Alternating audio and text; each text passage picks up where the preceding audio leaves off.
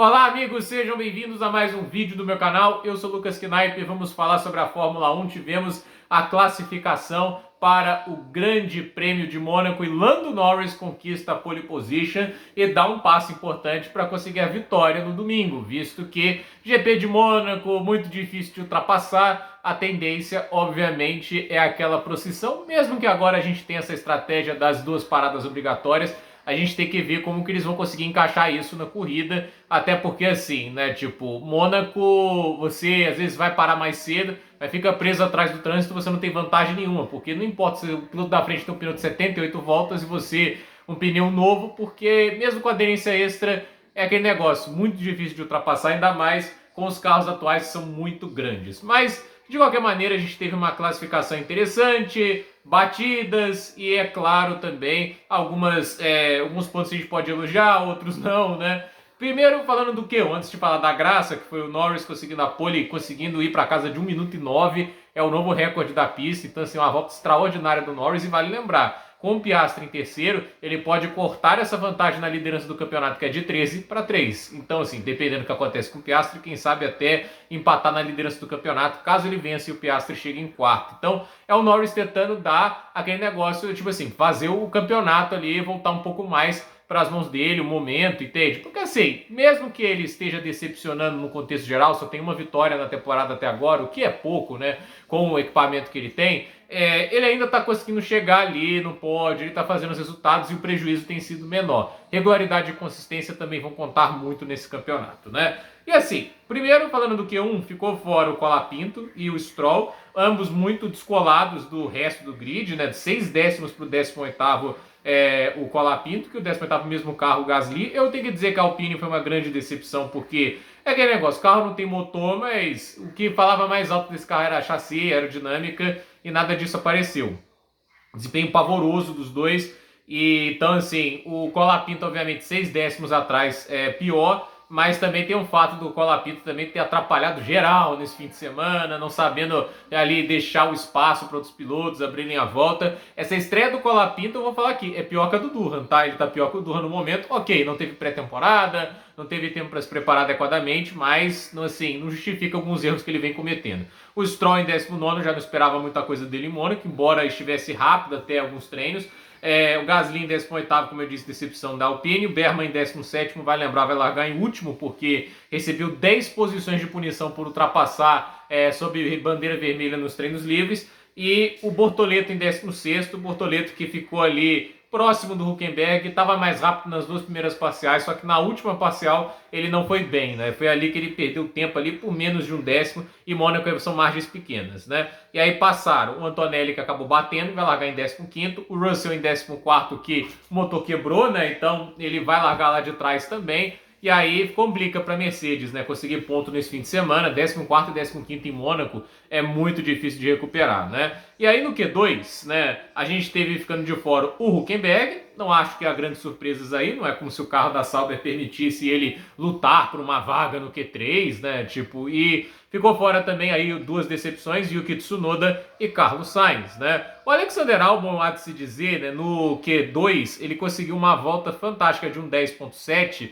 que ele não repetiu no Q3. Ele poderia ter largado, inclusive, na na sexta posição, se tivesse feito a mesma volta do Q2. Mas acho que ele acertou a volta mágica dele, porque foi meio segundo mais rápido no Q3. Então, é uma volta que vai machucar bastante o Albon pelo aspecto. Foi tão boa que ele não conseguiu repetir. Mas, assim, o Sainz lá atrás, 11º, não achou aderência com os pneus. O Tsunoda em 12º, né? Você pode até falar, ele foi melhor que o Pérez no ano passado, né? O Pérez só no Q1, né? Mas esse carro da Red Bull parece para mim um pouco melhor nessa pista do que estava no ano passado, até porque o Verstappen, a meu ver, estava mais próximo do pilotão da frente do que estava ano passado. O carro dele no ano passado não foi bem em Mônaco.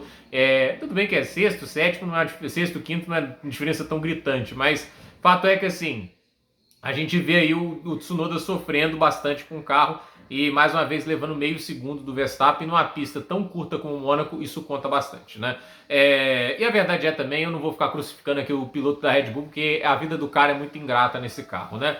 O Sainz de fora, esse talvez a grande decepção, poderia ter sido pior se o Albon tivesse repetido o desempenho lá, mas vai largar logo atrás do companheiro, né? Passou Albon, Lawson, Ocon, Alonso, Rajah, Verstappen, Hamilton, Piastri, Leclerc e Norris. E a classificação, assim, a gente sabe que Mônaco, né, por ser uma pista muito curta, você não vai ter, tipo, o consumo de bateria tão acelerado como existe em outras pistas. Então, assim, você pode até fazer uma volta para recarregar, e tudo isso, mas é aquele negócio, os pneus não se desgastam tanto, então você tem mais uma volta lançada também. Então, a verdade é que você pode tirar 2 voltas no mesmo jogo de pneu extremamente competitivas. E foi o que a McLaren tentou fazer, e eu acho que foi o erro da Ferrari. A Ferrari saiu só para uma tentativa no final, quase que o Leclerc consegue uma pole histórica, mas a verdade é que o Norris, assim, ele fez uma grande primeira tentativa, o Leclerc o superou, mas superou ali por 8 centésimos. Então, assim, havia margem para o Norris chegar lá e tomar a pole de volta. E foi o que fez, né? Uma coisa que eu tenho que falar aqui também é o Sérgio Maurício, que cravou a pole de novo, né? Já tinha feito isso em favor do Norris lá no Japão. E assim, o Verstappen, 80 e poucos milésimos atrás, ele fala, não dá mais pro Verstappen. Ele foi lá e conseguiu. E aqui acho que até pior, né? Porque assim, ele tava 80 milésimos atrás com o tempo que tinha antes e tinha 2 parciais verdes. Então, teoricamente, ele estava melhorando e possivelmente abaixo do tempo do Leclerc. E ele, literalmente, ó... E essa falta de noção do narrador em observar minimamente esse tipo de detalhe é muito frustrante, né? E assim, o Norris tirou uma volta fantástica, né? Um 9.9 é realmente incrível. Ele foi 1 décimo mais rápido do que o Leclerc, 175 milésimos mais rápido que o Piastri, que foram os 3 que brigaram mais contundentemente, com contundência, melhor dizendo. Já ia assassinar o português aqui, né? Pela pole position, né? Então, assim, Leclerc em segundo é uma grande surpresa e ele pode conseguir mais um pódio pela Ferrari. O Hamilton em quarto, ok. Não é como se viesse também de performances incríveis. O Hamilton ele foi bem na corrida lá de Imola, mas também teve sua sorte com a estratégia. Ele não vem acompanhando tanto o ritmo do Leclerc. Vamos ver agora, né? Essa corrida, ele tá ali no bolo da frente. Vamos ver se ele acompanha pelo menos o ritmo do Leclerc, porque assim, o Piastri vai estar entre eles. Mas a verdade é que, assim, não sei até que ponto a Ferrari vai manter o ritmo de corrida próximo da McLaren. Em Imola, os sinais foram muito positivos em ritmo de corrida, mas é Imola, né? É um contexto muito diferente de Mônaco. Max Verstappen na 5ª posição, 7 décimos atrás, não acertou a última volta.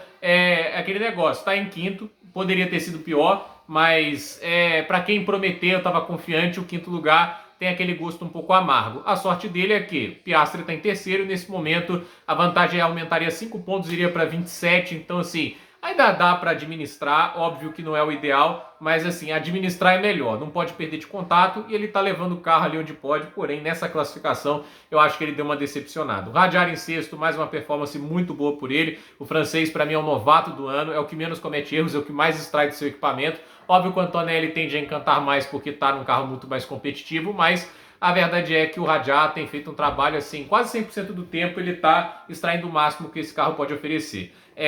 O Alonso em 7º é uma performance para ser parabenizada. Acho que agora ele deve pontuar, né? Aston Martin tem que se esforçar para jogar esse 7º lugar dele fora, mas mais uma vez o Alonso mostrando seu valor. Tem gente tentando aposentar ele, né? Ok, não acho que seja o mesmo piloto do auge, mas ainda assim é o melhor piloto dessa equipe, não é o Stroll, né? O Ocon em 8º, uma performance mágica com a Haas não estava forte nesse fim de semana. Lawson em 9º, ok, pode pontuar pela primeira vez no ano, tá fazendo uma temporada tenebrosa e fez uma boa classificação.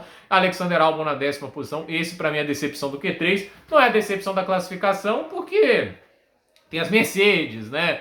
Tem outros pilotos que deveram mais, né? Mas pelo que ele fez no Q2, que é, como eu disse, um 6º tempo, aí é aquele negócio, né? Vocês ficam ali, tipo, a 6º lugar marca 8 pontos, 10º marca 1, né? Então não tem como a gente olhar para esse tipo de coisa e falar, não, tá ótimo ainda, poderia ter sido melhor pelo que ele já tinha sido capaz de mostrar. Então, assim, corrida em Mônaco é chato, é ruim, é uma pista que, assim, é muita tradição, é muita beleza, é sensacional ver os pilotos ali levando os carros ao limite em ruas apertadas, né, passando tão próximo ali dos guarda-reios, mas a gente não vai enganar as pessoas tentando achar que essa corrida tem uma mística impressionante nas suas disputas de domingo. É uma bosta, assim. É corrida em Mônaco com os grandes soníferos, é corrida que demora a passar, é chato pra cacete. Vamos ver se essas 2 paradas trazem um evento de imprevisibilidade.